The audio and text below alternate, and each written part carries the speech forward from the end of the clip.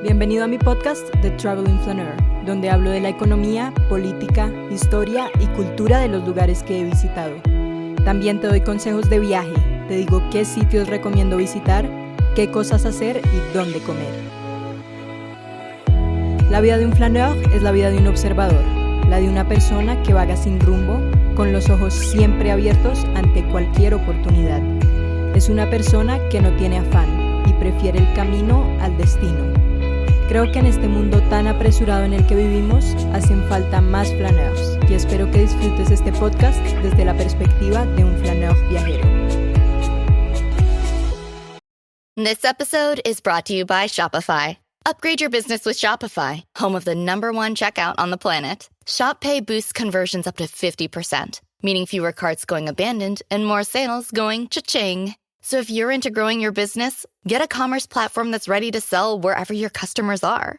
Visit shopify.com to upgrade your selling today. Hola, bienvenido al 5º episodio sobre Perú.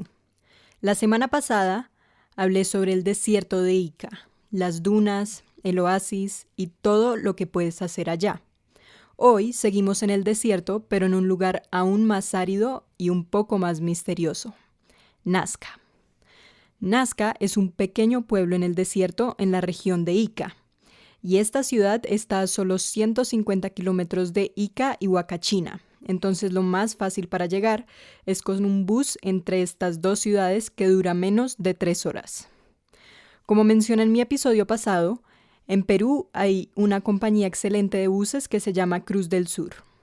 Estos buses son muy cómodos y conectan la mayoría de las ciudades del país. Te dejo el link de la compañía en la descripción para que puedas revisar si conectan las ciudades que necesitas y puedas comprar los tiquetes directamente con ellos. Bueno, entonces te estarás preguntando por qué debes visitar este pequeño y árido pueblito en medio de la nada. Y la razón es muy fácil. Acá está una de las atracciones turísticas más populares y misteriosas de todo el país después de Machu Picchu, y son las líneas de Nazca. En pocas palabras, las líneas de Nazca son un conjunto de geoglíficos, biomórficos, fitomórficos y geométricos, que están diseñados sobre el desierto de Nazca. Estas líneas fueron declaradas por la UNESCO Patrimonio de la Humanidad y aún hoy son una incógnita para los arqueólogos más experimentados, porque son enormes y son perfectas. Nadie sabe quiénes, cómo o por qué las hicieron. Y han surgido muchas preguntas. ¿Será que estaban dedicadas a los dioses? ¿Había en aquellos tiempos la tecnología posible para la magnitud de esta obra? ¿Eran pistas de aterrizaje para prototipos de aviación? ¿O tal vez para extraterrestres?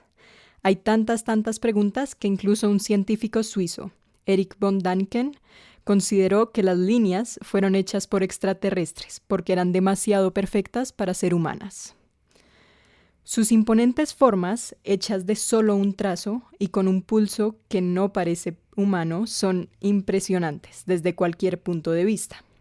Hay 3 formas de verla. 1, subir a las montañas a pie. Otra, ubicar alguna de las torres de observación que existen en la zona, que tienen hasta 12 metros de alto.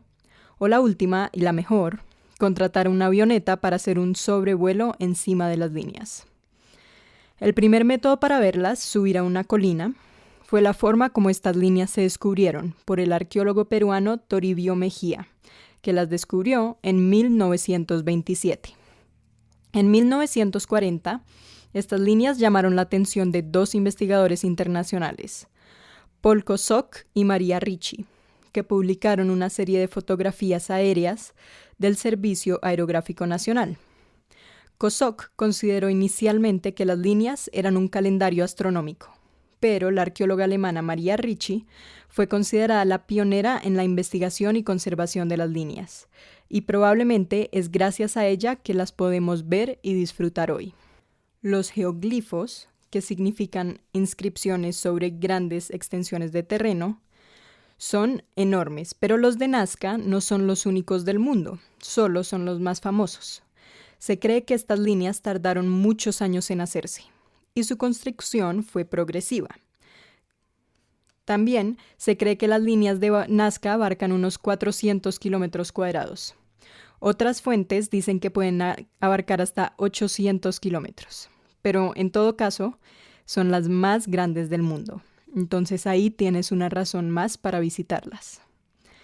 El ancho de cada línea puede variar entre los 40 y 210 centímetros de ancho. Y la longitud varía, pero hay unas de hasta 295 metros. La profundidad de las líneas puede tener zanjas de no más de 30 metros. Ahora, después de estas formalidades, quiero pasar a explicar algunas de las grandes preguntas que existen alrededor de estas líneas y unas teorías. Primero, con el tamaño, es probable que las figuras se hayan diseñado y ejecutado mediante un sistema de cuadrículas hechas con madera y cuerdas para trasladar los modelos pequeños a grande escala. Segundo, con respecto a la durabilidad, se cree que es gracias al clima de la región, que tiene temperaturas estables alrededor de los 25 grados centígrados. Además, la presencia del aire caliente en esta zona hace que el viento se desvíe, lo que evita la erosión. Igual resulta impresionante que estas líneas estén tan bien conservadas, pues algunos estudios dicen que fueron creadas entre los años 500 a.C. y 500 después de Cristo. La mayor pregunta, sin embargo, sigue siendo el propósito de estas líneas. ¿Para qué se diseñaron y cuál era su función? Existen al menos 4 hipótesis distintas sobre la función, uso y el significado que envuelven a estos geoglifos en un mar de confusiones. La teoría número 1 es que estas líneas son una pista de aterrizaje para extraterrestres. Sí, pista para extraterrestres. En 1971, Eric von Däniken sostuvo que los geoglifos eran para naves alienígenas porque era lo único que explicaba su enorme tamaño. Pero como esto no sonaba para nada real, en 1977 apareció una segunda teoría de Jim Woodman que decía que las líneas de Nazca tenían propósitos religiosos y por eso habían sido hechas para que los dioses e incluso las personas que habían elevado en el desierto pudieran ver las líneas.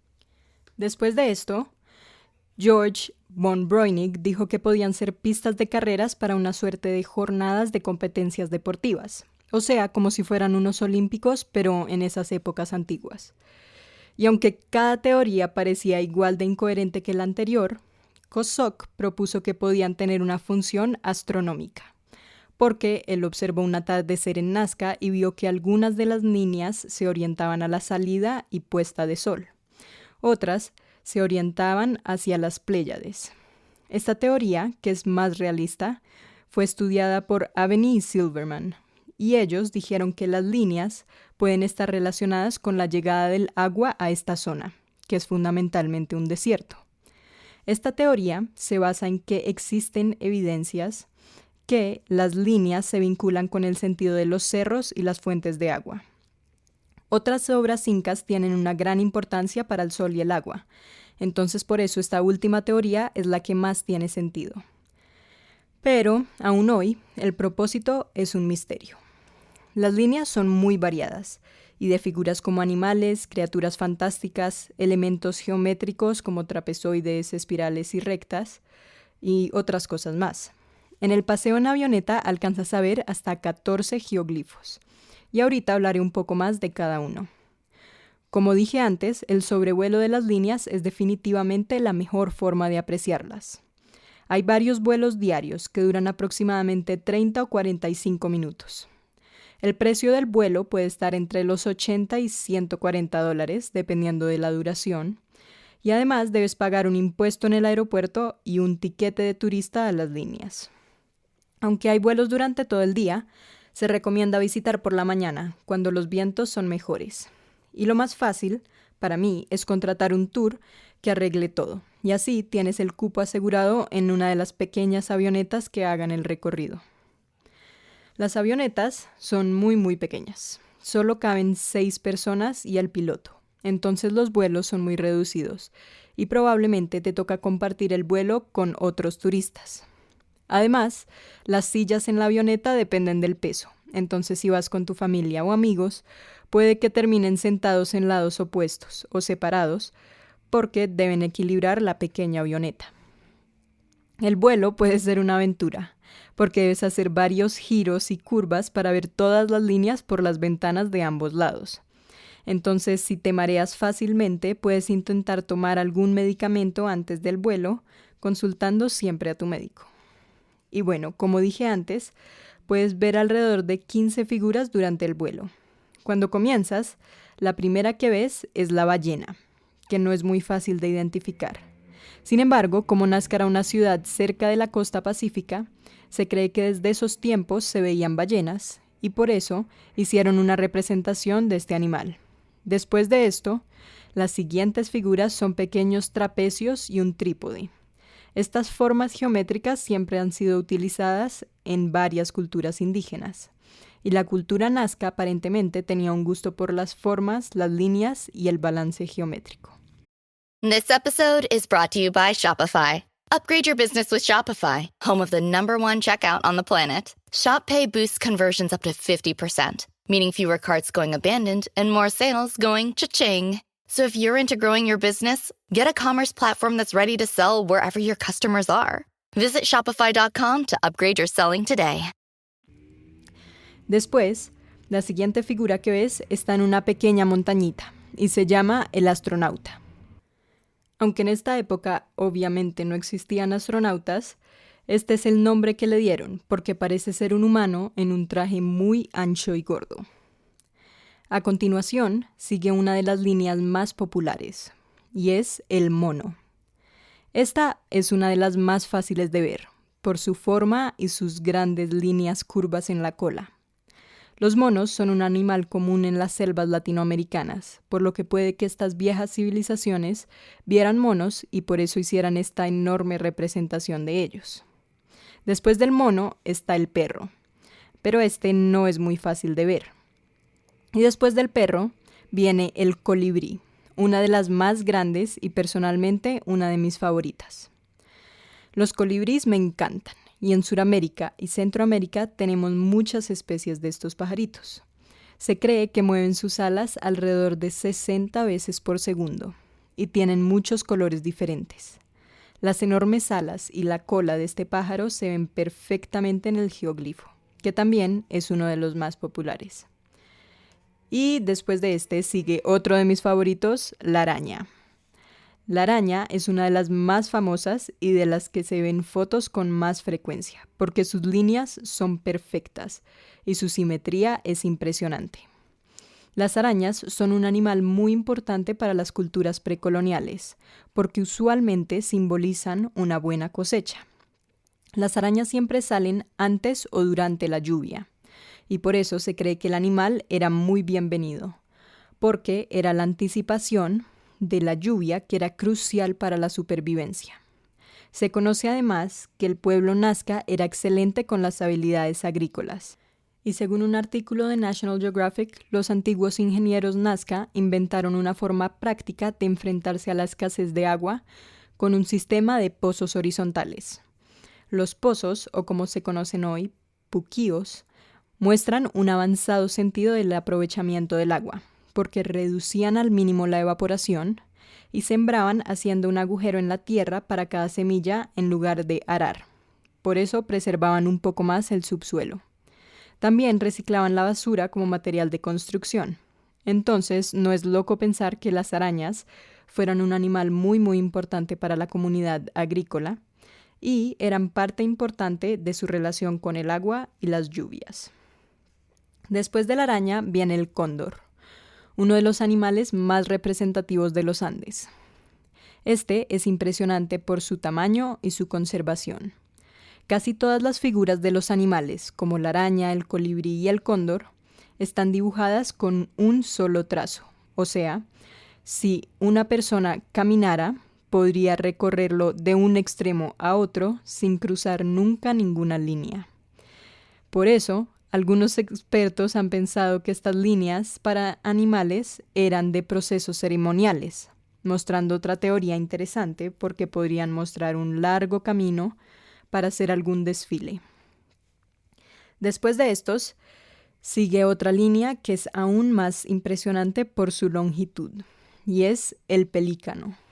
Esta enorme figura no se sabe qué animal es con certeza, pero algunos dicen que es un alcatraz, mi guía dijo que era un pelícano, solo se puede identificar que es un pájaro, la verdad. Pero, en todo caso, tiene una cara grande y una enorme cola. La 10ª figura que ves es un papagayo, que es otro pájaro. Se cree que es un pájaro, aunque la forma tampoco es muy clara para este animal. Pero después de sobrevolar hay 3 figuras que se ven bastante claras. La iguana, el árbol y lo que ellos llaman las manos. La iguana está cortada por la autopista, tristemente. Cuando estaban construyendo carreteras, pusieron la calle y después, cuando descubrieron las líneas de Nazca, vieron que habían atravesado la cola de la lagartija con la calle. Pero el resto de esta figura sigue intacta, entonces aún la puedes apreciar. El árbol también está muy claro y se ven sus grandes ramas y raíces. Y finalmente las manos parecen más como un pajarito con manos. Esta figura no es fácil de entender, pero sí se puede ver muy muy clara cuando está sobrevolando. Y todas estas 3 te impresionarán. La última figura que se puede apreciar es una espiral perfecta sobre las montañas. Personalmente, todas las figuras circulares y espirales me impresionaron muchísimo, porque son un círculo perfecto, y esto debió ser muy difícil de hacer en esta época, pues no tenían la tecnología necesaria para hacer obras así de perfectas en estos tamaños.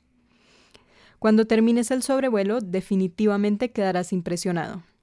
Y no es para menos, después de todo lo que acabo de explicar sobre estas misteriosas líneas. Lo único que está claro después de esto es que las antiguas civilizaciones eran muy inteligentes, muy hábiles y admiraban mucho la naturaleza. Puede que el misterio nunca sea resuelto, pero las líneas de Nazca están ahí, para maravillar la vista de todos los que quieran verlas y admirar la antigua comunidad Nazca por hacer estas enormes obras de arte hace más de 2000 años. Espero que después de escuchar este episodio ya sepas más sobre las misteriosas líneas de Nazca, conozcas sus teorías y sepas identificar las 15 figuras que se ven en los sobrevuelos de Nazca. Comparte este podcast con alguien más para que él o ella también pueda conocer todos estos lugares. Y te espero la próxima semana para hablarte sobre una ciudad rodeada de volcanes, Arequipa. ¡Buen viaje!